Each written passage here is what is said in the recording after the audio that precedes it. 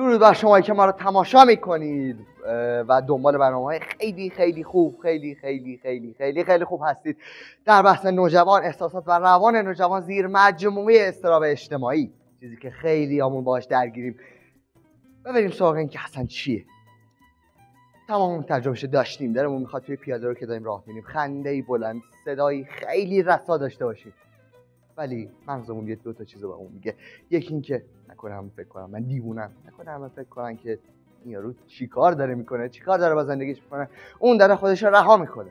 چرا که اضطراب اجتماعی فقط یه دونه دیواره که شما با ترس هایی که از اون به دست میارید ترکایی روی اون ایجاد میکنید که بین شما و خود واقعیتون تفریقی نباشه. پس حالا ما میتونیم چیکار بکنیم در برابر این اضطراب اجتماعی که بین خودمون و خود واقعیمون تفرقه انداخته؟